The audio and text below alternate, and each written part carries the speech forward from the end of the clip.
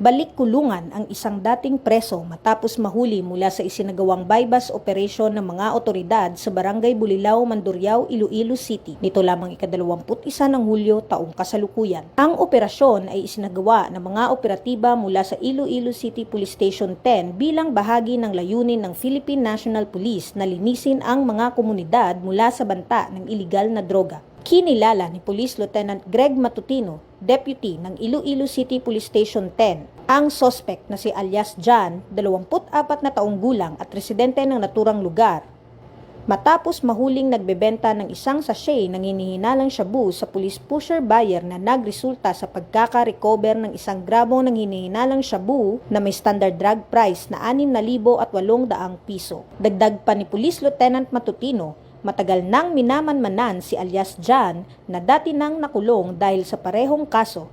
Siya rin ay subject ng isang search warrant kung saan nagresulta sa pagkakasamsam ng 39 na sachet ng hinihinalang shabu na may kabuuang timbang na 200 gramo at may standard drug price na 1,300,060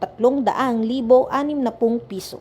Kasalukuyang nasa kustudiya na ng pulisya ang sospetsado para sa tamang disposisyon at haharap sa kasong paglabag sa RA 9165 o ang Comprehensive Dangerous Drugs Act of 2002.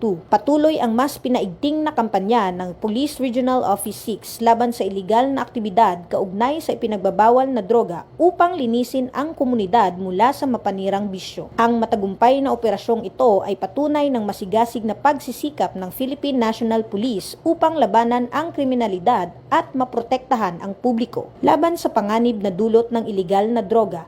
Dahil sa bagong Pilipinas, ang gusto ng pulis, ligtas ka. Mula dito sa Police Regional Office 6, ako ang inyong Police News Network Correspondent, Patrolwoman Andrea Dominic Di Palobos, alagad ng batas, tagataguyod ng balitang pulis.